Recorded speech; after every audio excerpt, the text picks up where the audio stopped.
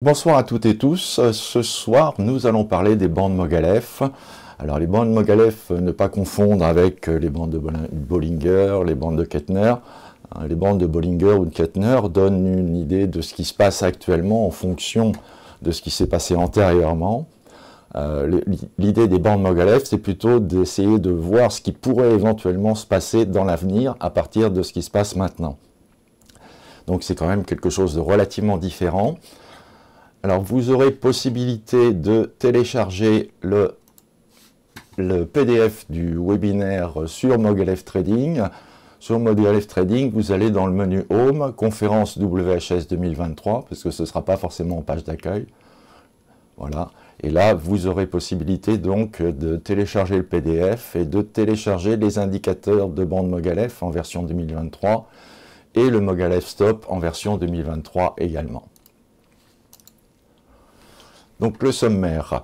Alors d'abord, il faut savoir que les bandes Mogalef ont été inventées par Jacques Galabert, malheureusement décédé, qu'il a été amélioré, plus exactement rendu possible à l'affichage par Roger Morando, et que je me suis joint donc à ce groupe pour faire des études et des statistiques sur les bandes Mogalef, ce qui a donné Mogalef, tout simplement Morando, Galabert, Lefort.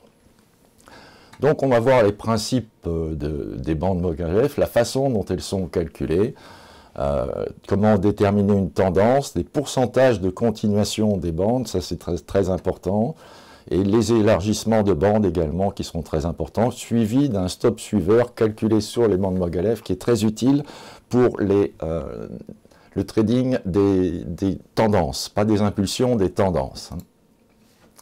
Alors il faut comprendre que le marché fonctionne en fait par range et déplacement de range. Vous voyez, vous avez ici un range avec une certaine volatilité autour. On a un déplacement qui nous donne un autre range, etc. Là, on a un déplacement qui va fatalement déboucher sur un autre range, encore une fois.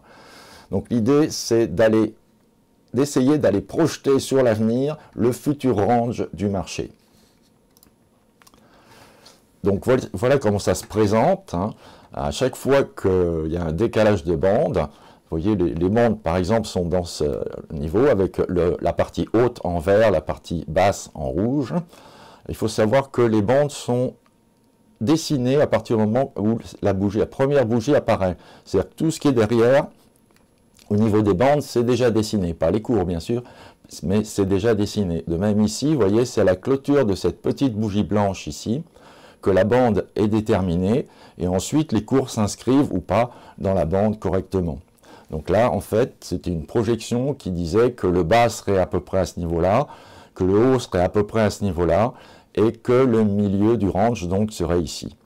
Donc vous voyez l'intérêt de savoir où seront les supports éventuels, les résistances éventuelles pour l'avenir. Alors il faut savoir que les bandes ne décalent pas non plus comme ça. Il faut un certain nombre de critères pour qu'elle décale. Vous voyez, cette bougie, par exemple, qui sort largement de la bande, ne fait pas pour autant décaler la bande.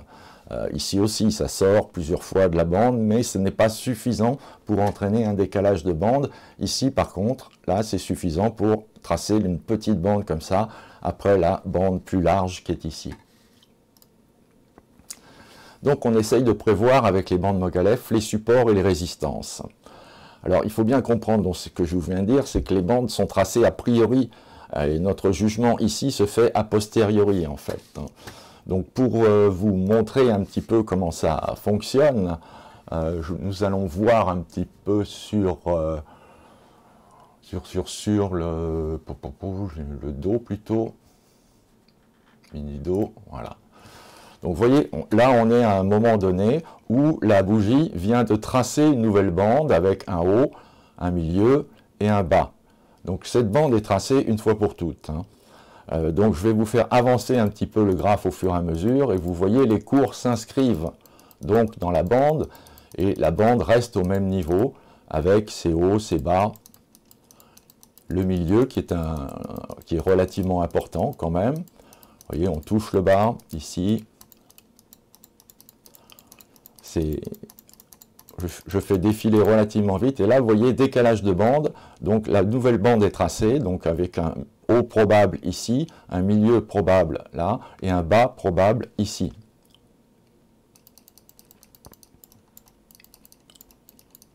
Voilà, donc on touche le haut, on touche 2 fois le haut, vous voyez. Hop, 3 fois, et là, décalage de bande. Décalage de bande, donc haut probable ici, bas probable ici. Bon, le bas est déjà touché. Voilà, le haut est touché.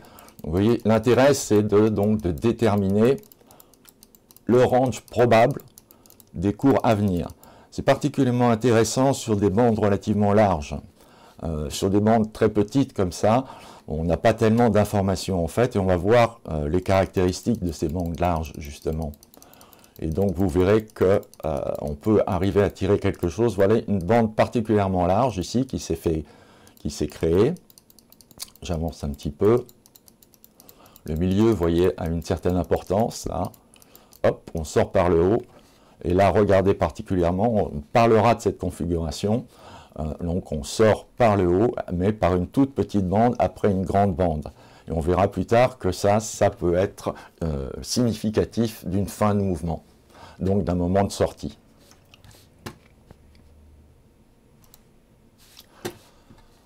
Voilà, donc vous avez vu, c'est tracé a priori et non pas a posteriori. Alors, en théorie, et comme en pratique d'ailleurs, les bandes sont valables à peu près sur n'importe quelle unité de temps et sur n'importe quel support. Maintenant, il vaut mieux des supports relativement lourds comme le forex, les indices. C'est un petit peu moins probant, je dirais, sur les actions. De même pour les unités de temps, sur le 1 minute, ça ne va pas vouloir dire grand chose parce que les bandes vont succéder à une vitesse importante, alors que si on reste sur des grosses unités de temps comme le 5, ça peut être encore valable, mais le 30 minutes essentiellement, ou essentiellement même l'horaire, là ce sera beaucoup plus intéressant parce qu'on aura des niveaux d'objectifs et des niveaux support. Ici par exemple, pour vous montrer sur le long terme ce que ça donne, ici nous avons le Forex en hebdomadaire. Donc vous voyez que les bandes s'étaient tracées par exemple ici en signifiant un haut probable là. Le milieu ici n'a jamais été touché, on décale vers le haut. Donc là, le bas probable était déterminé ici, le haut probable ici. On va toucher le bas, on va toucher le haut, on sort par le bas. Là, pareil, au niveau de cette bougie, là, donc, vous avez le haut qui est ici, le bas qui est ici en principe. Et là, pareil, on va toucher le bas, on va toucher le haut. Et là, pour l'instant, au jour d'aujourd'hui, ou plus exactement d'hier, je crois, nous sommes dans cette bande avec donc un maximum envisagé ici, une résistance envisagée ici et un support envisagé là. Donc vous voyez, c'est un avantage de connaître les positions probables des supports et résistances à venir. Alors les paramètres, il n'y en a pas des tonnes. Hein. Les paramètres des bandes Mogueyev, c'est un nombre de bougies, le nombre de bougies sur lequel est calculée une régression linéaire, une direction si vous préférez. Ensuite, autour de cette direction est calculé un écart type et on projette par rapport à la régression linéaire, si vous voulez, projette le milieu du range et les extrémités, le haut et le bas, sont à un coefficient de 2 écarts types. Donc voilà, c'est tout simple en fait, on projette par une régression linéaire, on met l'écart type multiplié par 2 au-dessus, l'écart type multiplié par 2 en dessous. Alors, les réglages donc usuels sont 3, 7 et 2, c'est-à-dire régression linéaire sur 3, calcul de l'écart type sur 7 et écartement des bandes 2 écarts types. Alors ce sont des coefficients qui ont été calculés et qui finalement s'avèrent les meilleurs. C'est-à-dire que vous pouvez éventuellement changer pour voir ce que ça donne, hein, changer tous ces paramètres, mais en principe, il ne faut pas y toucher. Maintenant, observons un petit peu les bandes elles-mêmes. Il ne faut pas considérer les bandes comme un système de trading entier à soi tout seul. C'est une aide puisque ça vous projette les supports et résistances et directions probables des cours. mais ça ne suffit pas en soi, en principe, pour faire un système automatique. Ça va être une aide au trading. Éventuellement, sur un automatique, vous pouvez déterminer un objectif de haute bande ou de bas de bande, si les bandes sont larges, mais il faut l'utiliser, en principe, en conjonction avec d'autres signaux pour les entrées. Là, je vous donne un exemple avec le retracement 90, qui est la barre verte qui est ici. Alors, qu'est-ce que le retracement 90 ? C'est tout simplement le plus haut des 90 dernières bougies, le plus bas des 90 dernières bougies. Et le retracement 90, eh bien, c'est le milieu de ce range entre le plus haut et le plus bas des 90 dernières bougies. Donc ici, c'est un indicateur qui donne une position de zone neutre, en fait. C'est-à-dire que c'est une zone de laquelle s'éloignent les cours lorsqu'il y a une tendance et sur laquelle reviennent les cours quand il y a une corrective ou une correction. C'est intéressant, le retracement 90, en particulier pour aller chercher les rebonds sur le retracement 90 à l'intérieur d'une bande, et puis voir un petit peu où sont les retournements, parce qu'en cas de retournement, la plupart du temps, le retracement 90 fait un petit effort pour passer au-dessus, et de là, on peut en déduire, ou on peut supposer plus exactement que le prochain mouvement sera un mouvement baissier. Et vous voyez, l'intérêt des bandes, c'est à ce moment-là de vous donner un objectif pour le mouvement baissier. Donc ça peut être des points d'entrée en continuation, on le voit ici, des déplacements de bande vers le haut suite à avoir tapé le retracement 90, mouvement aussi attendu. Ici aussi, on est passé un petit peu dessous, mais on repasse au-dessus, et c'est à ce moment-là seulement qu'on a le signal, en fait, de hausse éventuelle, qui est confirmé par les bandes, qui donne des objectifs successifs. Et là, vous voyez que vous avez une bande de plus large que les bandes précédentes, assez nettement plus large. Ce sont ces bandes qui vont être très intéressantes pour aller chercher des objectifs ou pour utiliser des supports pour rentrer dans un mouvement existant. Ici, pareil, vous voyez, vous avez un rebond sur le retracement 90 et on va aller chercher le mouvement suivant, qui ne sera pas de tout repos ici en l'occurrence, avec une possibilité de sortie sur la bande existante éventuellement, ou bien sur la bande suivante en haut.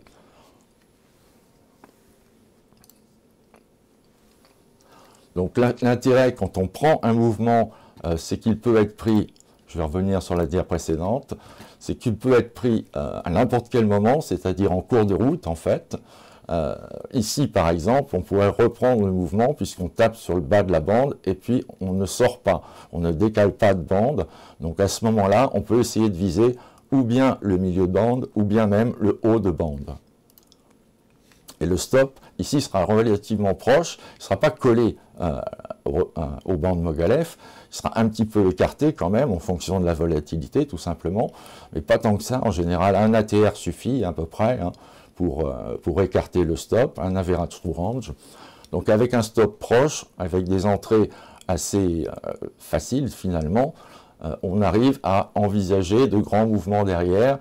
Ici, pareil, on a un stop proche, on a un point d'entrée, on a un stop proche, et bon, ça ne se passe pas tout à fait comme prévu, à moins que vraiment on attende que ça continue et que ça passe en zone, mais bon, ça ne fonctionne pas forcément à tous les coups, il faut le savoir. Mais ça vous permet d'avoir un risque relativement faible, avec un potentiel par contre très important.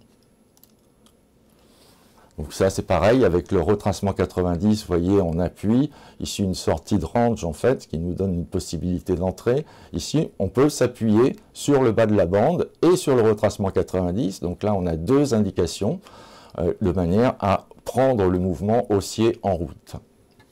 Ici pareil, on voit que le milieu de bande et le retracement 90 simultanément font un support à ce niveau-là, donc il sera intéressant de voir ce que ça donne après, bien sûr.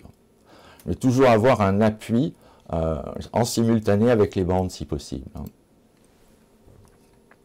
Alors maintenant, on va parler des statistiques, des bandes qui sont vraiment intéressantes, c'est-à-dire les bandes qui s'élargissent un petit peu par rapport aux précédentes. Vous voyez, ici, par exemple, vous avez des bandes relativement petites. Là aussi, c'est relativement petit. Là, c'est un petit peu plus grand. C'est une bande, ça. Elle ne dure pas longtemps, mais c'est une bande. Et derrière, vous avez une bande beaucoup plus large qui, là, sera assez intéressante. Alors, il faut savoir que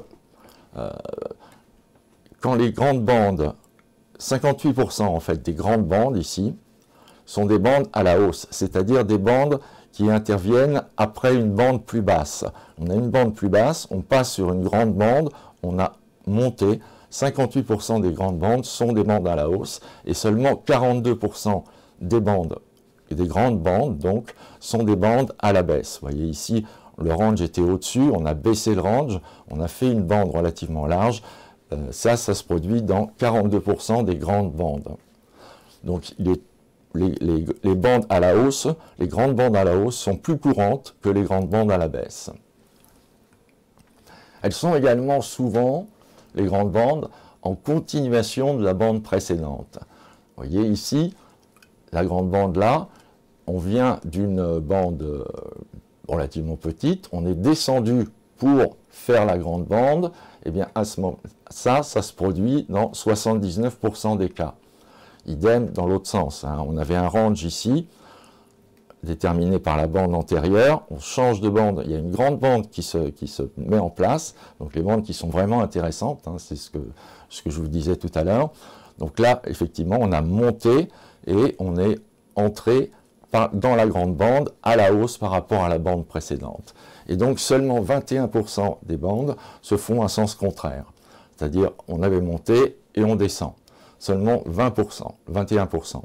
Donc la plupart du temps, on a intérêt à, s'il y a une grande bande qui se dessine, qui va se faire en général par une accélération des cours, hein, on a intérêt à prendre plutôt les bandes dans le sens de la continuation, à compter, trouver une grande bande dans le sens de la continuation. Alors, les grandes bandes qui décalent vers le haut sortent souvent dans le même sens. Donc si vous avez pris, vous avez ici, vous voyez une petite bande, une grande bande qui a été créée, une bande large, eh bien il faut savoir que dans 66% des cas, dans les 2/3 des cas, donc la sortie se fera dans le sens précédent. Et seulement 34% du temps, la sortie se fait dans l'autre sens. Donc on a intérêt à prendre les bandes à la hausse, quand il y a une accélération et une grande bande, et on a une grosse probabilité sur les grandes bandes de sortie dans le même sens que le sens précédent. Alors ça vous semble beaucoup de chiffres, peut-être un petit peu compliqués, mais je vais vous montrer tout de suite après ce qu'on en déduit globalement sur un mouvement classique engendrant ces grandes bandes de Mogalef. Donc il faut savoir aussi que sur les bandes haussières, on touche le bas dans 62% des cas. La bande haussière, c'est la bande qui vient en hausse par rapport à la précédente, hein. On touche le bas donc dans 62% des cas, on touche le haut dans 75% des cas, et on touche le haut et le bas dans 36% des cas. Donc là, vous voyez, sur les grandes bandes à la hausse, les bandes haussières, il y a une grosse probabilité d'aller toucher le haut de la bande, il y a une bonne probabilité d'aller toucher le bas, et une probabilité relativement importante d'aller toucher à la fois le haut et le bas. De même, par contre, pour les bandes baissières, la probabilité de toucher le bas est encore plus importante. C'est-à-dire quand vous avez une pente baissière, vous avez 71% de chances d'aller toucher le bas. Et seulement 55% de chances d'aller toucher le haut. Ça veut dire que sur les bandes baissières, on a une forte probabilité d'aller toucher ici le bas, mais pas le haut. Toucher le haut et le bas ne se produit que dans 26% des cas. Et maintenant, toutes bandes confondues, après je vous laisse avec les statistiques et je vous montre comment on s'en sert, ce que ça donne en fait sur le marché. Donc le pourcentage de bandes haussières globalement est équivalent au pourcentage de bandes baissières. C'est-à-dire qu'il n'y a pas de sens préférentiel pour les décalages de bandes. Par contre, la continuation après une bande haussière est de 58%, c'est-à-dire légèrement quand même supérieur à 50%. Ça veut dire que quand vous avez une bande haussière, la probabilité que ça continue est plus importante que la probabilité que ça s'inverse. Par contre, pour les bandes baissières, c'est moins vrai. C'est moins vrai, on est quasiment à 50-50, enfin on est à 54%, mais la continuation donc ne se fait que dans 54% des cas, ce qui n'est pas réellement significatif.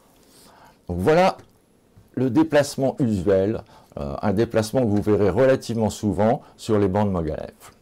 Vous voyez, on a un départ ici, en zone verte, on reste en zone verte globalement, on change de bande encore, on reste en zone verte, on change de bande. Là, par contre, on est majoritairement en zone rouge, mais on décale quand même vers le haut, on crée une bande intermédiaire ici, et une grande bande derrière. Donc ça se fait très couramment.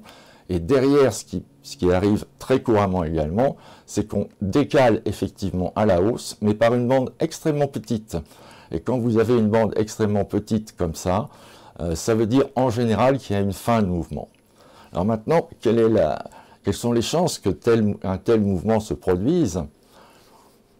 Voilà les reportés en fait sur les bandes, les statistiques dont je vous avais parlé. Donc ici par exemple, on avait une sortie haussière avec une probabilité de 58%. On sort à la hausse, ensuite toucher le haut de cette bande, on avait une probabilité de 75%. Donc effectivement, on pouvait le travailler. La sortie dans le même sens, on avait une probabilité de 66%. Voyez, donc c'est un mouvement qui présente à chaque fois des probabilités de continuer qui sont nettement supérieures aux probabilités de descendre. Pour finir sur cette grande bande, on avait donc 75% de chances d'aller toucher le haut et 66% de chances que ça continue par une bande haussière, qui est toute petite, mais c'est quand même une bande haussière. Alors il faut savoir que visuellement, ça peut facilement se déterminer quand le contenu des cours est essentiellement en zone verte, ça augmente encore les chances de hausse. Là aussi, ça augmente encore les chances de hausse. Là, par contre, il n'y a pas d'augmentation. Mais ici aussi, vous voyez, on est essentiellement en zone verte, en zone haute en fait. Donc, ça augmente le pourcentage de chances à la hausse. Ce qui vous donne ça. Hein. Voilà, maintenant, c'est un petit peu plus clair. Donc ici, on avait une sortie à la hausse, 68% de chance. Toucher le haut, 85% de chance. Sortie dans le même sens, 76% de chance. Là, on a une petite incertitude, avec les 58% seulement de chance de continuer vers le haut. Mais là, vous voyez, en entrant dans cette grande bande ici, on savait déjà à l'entrée qu'on avait 85% de chance d'aller sur le haut, de toucher le haut. Et 76% de chance que ça continue. Donc c'est vraiment très intéressant d'avoir ces données, puisque au moment où la bande décale, on est à ce niveau exactement. Donc à ce niveau-là, on sait qu'on a 85% de chance d'aller toucher le haut, ce qui est assez énorme. Hein. Alors ça peut s'utiliser bien sûr en tendance, comme on l'a vu. Ça peut également s'utiliser dans ce que j'appelle les correctives, hein, par rapport à une zone neutre dont je vous ai parlé, avec le retracement 90 qui est ici, que je délimite aussi avec la moyenne mobile exponentielle 150 à titre personnel. Hein. Quand vous avez des bandes comme ça, là on voit nettement la moyenne mobile 20 qui enrobe les cours et on est parti en corrective, c'est-à-dire en corrective, on est parti en direction de la zone neutre. Hein. Et là, on voit que les bandes nous inscrivent des niveaux successifs, et puis il y a un niveau qui est dans la zone neutre, c'est-à-dire entre le retracement 90 et la moyenne mobile exponentielle 150. Et là, à ce moment-là, on a une bonne probabilité, puisqu'on a décalé dans le même sens, on a une bonne probabilité d'aller toucher donc ce point, ce qui se passe ici sur la rouge. On va même un petit peu plus loin, vous voyez, on va sur le bas d'une nouvelle bande créée, sur le haut d'une nouvelle bande, on retourne sur le haut, etc. Mais on voit bien que les zones indiquées par les bandes Mogalef ne sont pas tracées au hasard. On arrive vraiment à déterminer où sera à peu près la résistance, où sera à peu près le support. Alors, je voulais vous montrer également le Nasdaq. Alors ça, non, ça c'est le CAC 40 aujourd'hui, là, en ce moment. Voilà. Donc, France 40, vous voyez, ce matin, on était donc ici. La bande est tracée depuis un certain temps, hein, sur le 60 minutes ici. Donc, la bande est tracée depuis un certain temps. Vous voyez le retracement 90 qui est ici, en vert. Ça, c'est juste un repère de manière à savoir si la tendance est encore haussière ou baissière. C'est calculé par rapport au déplacement de la zone neutre, retracement 90, moyenne mobile exponentielle 150. Ce qu'on voit, c'est qu'on avait déjà tapé le haut, on avait déjà tapé le bas, hein, le 14, on a retapé le haut le 15, on a retapé le bas le 18, et puis aujourd'hui, on a fait une séance morte quasiment, qui a été comprise entre le bas de la bande, le support en fait, et le retracement 90 à peu de choses près. Donc vous voyez, on a avec ces éléments des supports et des résistances qui nous donnent des niveaux exploitables. C'est ça qui vraiment est intéressant. Là, je vous montre le Nasdaq également. Donc ça, c'est le Nasdaq, c'était quand le 5. Donc on va voir un petit peu comment ça évolue, comme tout à l'heure. Hein. Vous voyez, la bande est tracée à l'avance. Bon, je fais défiler un peu les cours. Hop, on a touché le haut, on touche le bas. C'est une grande bande. Décalage vers le bas avec une toute petite bande. Hein, c'est ce que je vous disais, probabilité de fin de mouvement. On a de nouveau une grande bande qui se dessine. Alors, donc on a la résistance, on a un support et un support médian éventuel. Hop, décalage vers le haut, ce qui est logique puisqu'on avait déjà décalé vers le haut et on avait les cours essentiellement dans la zone verte. Donc à ce moment-là, on sait que les probabilités sont très importantes qu'on décale à nouveau vers le haut. Là, pareil, hein, toujours pareil, on est en vert, hop, on redécale vers le haut, la bande est relativement large, hop, on change tout de suite de bande d'ailleurs. Là, il y a eu quand même pas mal de remue-ménage ici. Hein. Là, la bande est relativement large, donc elle sera un peu plus exploitable. Hop, grosse montée. On est sorti vers le haut, bon, c'est à peu près normal. Vous voyez, à ce niveau-là, au niveau de cette bougie, au moment où la grande bande ici est tracée, on a bien la résistance, on a bien un support éventuel. Voilà, on va taper le support. Et là, vous voyez, on est dans une grande bande, on arrive au 15, mon enregistrement s'arrête là, avec un support donc à 16 450 qui doit, je pense, toujours être valable, et une résistance à 16 677. Donc ça, ce sont des indications que vous avez. Hein. Il est très intéressant de travailler sur le 60 minutes, parce que ça vous donne pour l'intraday, ou pour le swing d'ailleurs, des objectifs vraiment fiables, qui sont à peu de choses près. Vous voyez là, on touche presque, on touche à un point, on touche pas à un point, pas tout à fait là, et là on va un petit peu plus bas. Donc c'est pas quelque chose d'absolument exact, c'est pas une science exacte, c'est une projection sur l'avenir. Donc ça ne peut pas être 100% exact. Par contre, il y a des caractéristiques que l'on connaît sur ce type de bande et ce qu'on a vu actuellement. Alors voilà comment ça se passe pour le stop, qui est calculé avec les bandes Mogalef. C'est un stop qui est intéressant, je vous rappelle, pour les tendances, pas pour juste les impulsions. Juste les impulsions, il va être trop loin, il va être pas adapté. Donc, mais pour suivre les tendances, c'est assez intéressant. Au départ, il se place relativement loin ou relativement proche. Enfin, il se passe à un endroit, en tout cas, à l'abri d'une volatilité calculée. Et dès que les bandes décalent, en fait, le stop se déplace au niveau du milieu de la bande précédente. Vous voyez, dès que la bande ici a décalé, dès que celle-ci est apparue, le stop est monté au niveau du milieu de la bande précédente. C'est ça le principe, en fait. Donc là aussi, il monte au niveau de la bande précédente. Ici, on change de bande, il monte au niveau de la bande précédente. Ici, on change milieu de la bande, ici, on change milieu de la bande. Ici, on change milieu de la bande. Et là, regardez, attention, c'est à la suite en fait de cette petite bande, voilà, la grande bande qui arrive, hein, j'ai repris, hein, à la suite de cette petite bande, il y a une bande plus large qui arrive, et vous voyez que le milieu donc de la bande précédente, qui est ici, n'est pas pris par le stop.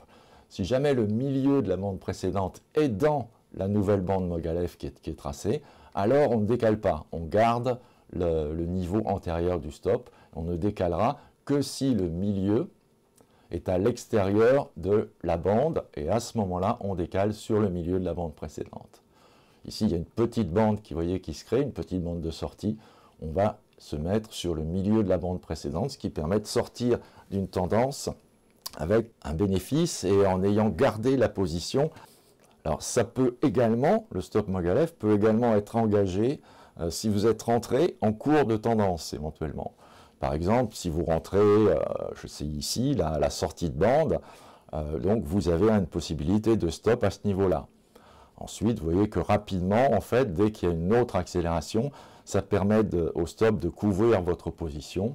Et puis là, ça continue. Là, vous avez quelque chose qui normalement vous aurait fait sortir. Mais si vous n'êtes pas sorti, vous avez votre stop qui est quand même monté et qui vous permet d'engranger une centaine de points à peu près. Ce qui est quand même pas tout à fait minable, je dirais, sur le mini DAX.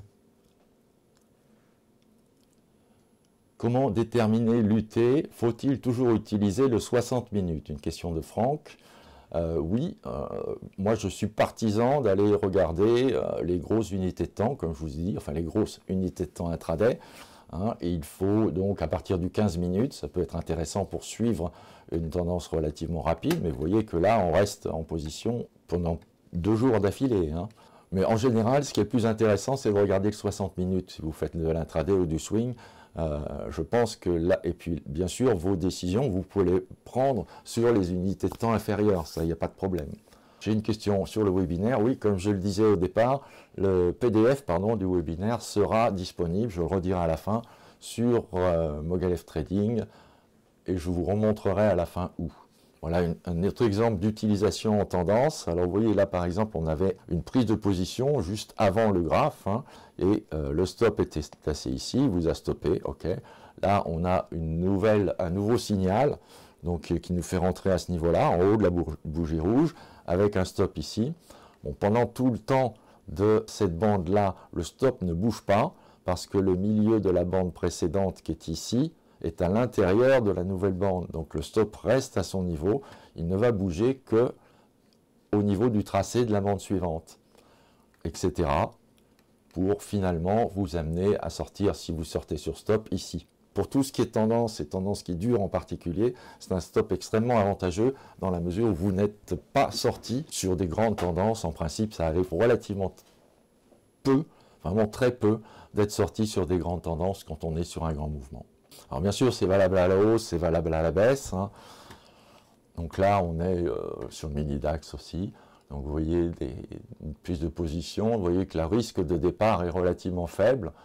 Hop, puis on est parti ici, comme l'intérieur des bandes ici est l'intérieur de la précédente, ou comme on décale vers le haut, le stop, lui, ne va pas bouger, il ne va pas suivre, il va rester à son niveau, qui est pratiquement le niveau, ça c'est le niveau initial, ça c'est le nouveau niveau. Par contre, quand le décalage le permet, là, il va pouvoir descendre au niveau de la bande inférieure.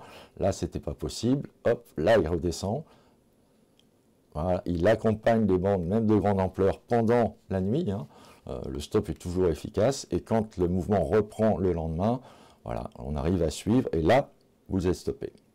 Donc, là, ce n'est pas une sortie idéale, mais ça vous a permis quand même de rester sur un grand mouvement. Et d'en profiter pleinement sans stress inutile. Vous êtes rapidement couvert en fait. À partir du moment où le mouvement décale vraiment un petit peu, paf, l'entrée est couverte, ça met un certain temps, hein, ça va mettre 2 heures, 3 heures à bouger, mais votre risque de départ avec le stop Mogalef est relativement faible. Alors il faut voir aussi qu'il peut s'accommoder d'une tendance heurtée, c'est-à-dire ici par exemple vous avez un signal d'achat, on trace le stop de départ est tracé ici. Vous voyez, bon, les bandes vont dans un sens, dans l'autre, hop, ici aussi, elles remontent, elles redescendent. Le stop s'est adapté quand même et reste la plupart du temps à l'abri des corrections s'il y a une possibilité de monter. Évidemment, si la tendance s'inverse, là, il va être touché. Mais tant qu'il y a une possibilité de monter, il y a assez peu de chances d'être touché. Et là, c'est la fin, en fait. Ici, donc, il est touché. Vous aviez des possibilités de sortie sur des signaux particuliers dont on a parlé ici, qui sont en plus marqués par le haut de bande, mais un signal d'action-réaction net ici sur un haut de bande, ça peut être un signal de sortie intéressant. Alors voilà ce que ça peut donner bien sûr sur d'autres marchés. Ici les marchés de matières premières, donc là vous avez le café en 60 minutes, vous savez que j'aime bien trader le café, c'est quelque chose qui m'amuse et puis c'était aussi mon métier. Toucher du bas, toucher du haut sur une grande bande, décalage vers le haut, hop, décalage vers le haut sur une bande un peu plus petite, donc une probabilité plus grande que le mouvement revienne dans l'autre sens. Ici, c'est le crude oil.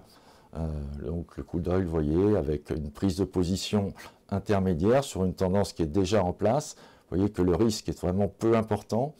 et que rapidement, en fait, on est couvert. Dès qu'il y a une bande qui permet un décalage de stop, on est couvert, on essaye de rester dans la position, en fait, et quand vous avez une grande bande comme ça, hein, ce qu'il faut savoir, c'est que si on sort vers le haut, vous savez que si la bande est plus petite, bon là, elle est pas vraiment petite, mais elle est un peu plus petite, vous avez souvent le milieu de la bande qui sera touché de toute façon, et ce milieu de bande est un point de sortie qui peut être intéressant sur une tendance qui est déjà en place depuis un certain temps, et sur laquelle s'est affichée une bande large, comme ça.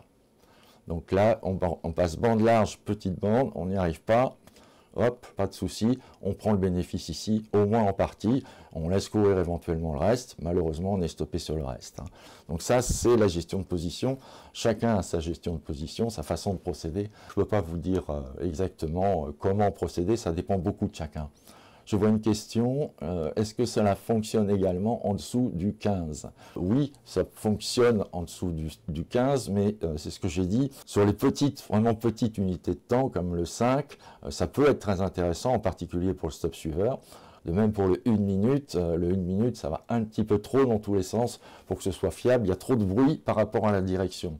Les bandes Moguelev sont beaucoup plus à l'aise quand il y a de la direction possible, mais peu de bruit. Et direction, peu de bruit, ça veut dire unité de temps relativement importante, à partir du 15, je dirais. Le 5 ou le 10, c'est aussi jouable. Ça peut être intéressant sur un mouvement particulièrement rapide, par exemple. Sur une autre unité de temps, là, je vous montre les phénomènes d'élargissement, encore une fois. Vous voyez, hop, ici, on a monté un certain temps. Là, on a eu une correction. On est reparti dans l'autre sens. Et on fait une grande bande ici. Alors, sur le phénomène de grande bande, de bande large comme ça, je vous ai parlé de l'objectif quand on décale vers le haut pour une petite bande. En fait, le haut de la grande bande, qui sera très très proche du milieu d'une petite bande derrière éventuellement, donc le haut de la grande bande est aussi un objectif pour s'alléger éventuellement. Et sur la partie finale, voilà, ce serait pas mal. Si vous attendiez le stop Moguelev, tic-tac-toc, vous seriez trop loin parce que vous seriez ici. Donc il faut quand même gérer votre trading, gérer vos trades correctement, avec vos autres éléments, les éléments que vous maîtrisez, et n'utilisez les bandes Moguelev qu'en fonction de leurs caractéristiques dont je vous ai parlé, et particulièrement sur les bandes qui sont relativement larges comme ça. Sinon, utilisé également pour le suivi de tendance, avec des majorités de vert ici par exemple. On avait vu qu'on a 85% de chance d'aller dans le même sens. Donc effectivement ça décale vers le haut, on va dans le même sens, et derrière en plus accélération grande blanche, parfait, un objectif éventuel. C'est-à-dire une bande plus haute, plus large que les autres, on est essentiellement côté vert, de grande probabilité de continuation, mais la continuation se fait sur une bande nettement plus petite, ce qui signifie en fait que la direction des cours est nettement moins rapide, donc une bande plus petite comme ça, l'objectif va être sur le milieu de cette petite bande. Alors si on ne l'a pas rapidement, vous voyez, la bande est tracée ici, le milieu il est atteint là, hein, pas de deuxième chance. Alors quand je dis petite bande, bien sûr c'est en hauteur, pas en largeur. Hein. La bande dure un certain temps, mais la taille de la bande c'est ça, c'est la différence entre la hauteur et le bas. Parce qu'au départ, toutes les bandes sont petites en largeur. À partir du moment où cette bougie est finie, vous voyez, les bandes sont en place, donc on a le haut, on a le bas, mais on n'a pas la durée. Hein. La durée, elle est déterminée par les cours qui vont se tracer à l'intérieur de la bande. Donc les grandes bandes, les bandes hautes, si vous voulez, ce sont celles-là, avec une différence entre le haut et le bas qui est plus importante que ce que vous voyez antérieurement. Je vous ai mis des exemples sur des supports différents à chaque fois. Je ne sais pas si vous avez remarqué. Là, on est sur le crude oil maintenant et on voit une très très belle montée ici avec une bande un peu plus petite qui est touchée un certain nombre de fois. Là, on n'est pas pressé pour sortir. Si vous avez raté la sortie, bah, vous serez stoppé à ce niveau-là. Par les bandes, par le stop band. Peut-être que vous sortirez avant, pour une raison autre, bien sûr. Donc, toujours le même phénomène, on le voit assez souvent. Ça, c'est une action donc totale en 30 minutes. Et on voit qu'on a des grands mouvements comme ça qui permettent de sortir ou bien en objectif sur le haut de bande ou bien sur le milieu de la bande moins haute qui suit. Il peut être également intéressant pour vous de regarder sur plusieurs unités de temps. parce qu'il arrive relativement souvent quand même qu'il y ait une conjonction de niveau sur plusieurs unités de temps. Donc là, vous voyez par exemple, ici, nous sommes avec une conjonction de niveau sur une grande bande, comme ça, hein, avec le même niveau ici, sur le 60 minutes, ici sur le 30 minutes, et ici sur le 15 minutes. Là, ça signifie vraiment que ce niveau est un niveau ici de résistance assez puissant.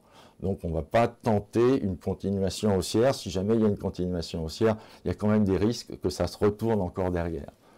Alors pour les contrariens, c'est-à-dire pour les gens qui aiment bien trader dans le sens inverse de la tendance, sur une grande bande comme ça, vous pouvez également tenter, par exemple, un achat sur le bas de la bande, au moment où on touche le bas de la bande. Parce que l'invalidation, ce sera le tracé d'une nouvelle bande supplémentaire, ou alors d'une nouvelle bande donc vers le bas, ou bien alors tout simplement votre stop qui sera touché. Mais un stop relativement proche. Toute prise de position très proche du haut ou du bas permet de travailler les grandes bandes à l'intérieur avec un risque qui sera vraiment assez ridicule, de l'ordre de 1 ATR. Hein, c'est ce que je vous ai dit. Vous rajoutez un ATR à la bande et voilà. Un ATR ici, ça ne fait pas beaucoup. Hein, ça nous met là. Ça nous met à 1,085. Donc là, on est sur l'euro-dollar. Voilà ce dont je vous parlais. Vous voyez une bande relativement large. Je crois que c'est la même d'ailleurs qu'antérieurement. Et on attend effectivement. Et à un moment où on est repoussé, il ne faut pas mettre l'entrée strictement sur le bas de la bande en fait. Vous pouvez, mais c'est un petit risque que vous prenez supplémentaire. Il vaut mieux attendre qu'on ait rebondi. Il ne faut pas qu'il y ait une clôture hors de la bande. Hein. La clôture de la bougie doit être à l'intérieur de préférence. Donc vous avez des niveaux d'entrée, un ici, un là éventuellement, avec pour objectif, pour les grandes bandes, de préférence, dans un premier temps ici, puisque c'est une bande relativement énorme, hein, le milieu. Le milieu est un objectif. Ici, c'est un objectif largement suffisant compte tenu de la progression du marché. Donc, on a vu aussi l'utilisation des bandes comme objectif. Hein. Donc vous travaillez sur une unité de temps, par exemple sur le 5 minutes. Vous jetez un coup d'œil sur les bandes, vous voyez qu'on est dans une bande relativement importante sur le 60 minutes. Vous avez un niveau de sortie ou un niveau d'allègement. Donc là, vous avez deux solutions, ou bien vous sortez complètement si vous êtes avec seulement un contrat, ou bien vous vendez pratiquement une grosse partie de votre position à ce niveau-là, et vous laissez courir le reste avec un stop très serré, un stop suiveur serré. Ce qui fait que dès que ça va s'inverser, vous sortez. Mais vous savez que vous avez une probabilité derrière de bandes de fin de mouvement, puisque le mouvement ici en fait était haussier. Donc vous avez cette bande qui est légèrement plus petite, a une petite probabilité quand même de fin de mouvement. Donc engager un stop suiveur après le niveau de la grande bande ici sera beaucoup plus sécurisant pour votre position.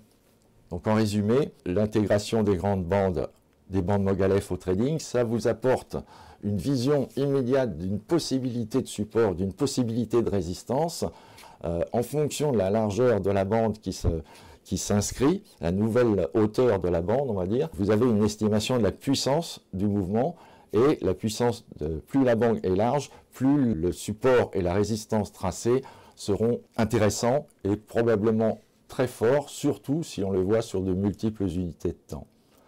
Vous pouvez l'utiliser également, donc, le stop en tant que stop suiveur, ou éventuellement même en stop de départ, si on rentre dans une tendance existante, ou bien sûr sur un signal de départ en tendance. Et on peut également les utiliser en point d'entrée avec stop serré et gros potentiel de gain quand on est contrarien. Vous êtes sur une grande bande par exemple qui est haussière, une bande relativement large, on revient sur le bas, vous savez que la probabilité de sortir est plus importante vers le haut que vers le bas. Donc à ce moment-là, vous pouvez acheter le bas de la bande avec un objectif de haute bande carrément. Et sur une grande bande, ça fait beaucoup.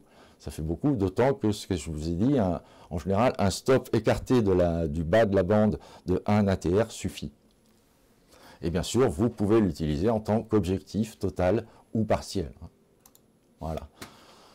Donc, pour aller chercher le PDF, les indicateurs des bandes Mogalef et les indicateurs Mogalef Stop, vous allez donc sur Mogalef Trading, dans le menu Home, conférence WH Self Invest 2023, Et là, vous arrivez sur cette page où vous avez un petit encart avec bande Mogalef et trading, un petit résumé de ce que ça fait. Est-ce qu'il y a des questions? On peut utiliser éventuellement les bandes sur un système de trading, mais en général, il faut inclure un déclencheur et il faut inclure quelques petites choses autour. Vous trouverez un exemple de système de trading, voilà, basé sur la STPMT, avec les indicateurs standards STPMT, short signal et long signal. Et vous allez voir comment on arrive effectivement, en insérant une étude en 60 minutes sur notre étude en 5 minutes, eh bien, on arrive à voir des courbes de gains qui sont assez intéressantes. Vous voyez, avec des gains bruts, mais il n'y a pas, là en l'occurrence pour la STPMT, il n'y a pas énormément de trades, mais là on se sert des bandes Mogalef en suivi et en objectif. C'est un exemple, hein, c'est un exemple que je vous ai donné d'un système qui fonctionne un petit peu moins bien que ce que vous voyez là, mais à peine, qui va continuer à fonctionner après 2018 et qui est relativement intéressant, quoi. Donc vous pouvez intégrer ça à votre trading. Si jamais vous aviez un trading qui fonctionnait avec la STPMT et avec les signaux short et long, eh bien à ce moment-là, vous pouvez intégrer le trading, les bandes Mogalef du 60 minutes à votre trading sur le 5 minutes. Voyez. Là, c'est un trading sur 5 minutes et c'est le 60 minutes qui va nous servir pour les bandes Mogalef. Ça, vous l'aurez dans le PDF. Hein. Joyeuse fête de fin d'année à vous aussi. Oui. On va faire la fête. Enfin, moi, je ferai la fête une fois que j'aurai réparé mes côtes parce que je viens de me casser la figure en moto. Et voilà, il n'y a plus une moto. Mais c'est pas grave. Tant que j'y suis, le Mogalef Band 2023, c'est celui que vous aurez avec les 3 coefficients dont je vous ai parlé. Mais vous avez 2 possibilités derrière. Ça, c'est pas la même chose. Hein. La possibilité de visualisation ou pas, c'est-à-dire que vous n'êtes pas obligé de regarder les bandes en permanence. Si vous ne mettez pas de visualisation, eh bien, vous avez votre graphe avec votre visuel habituel.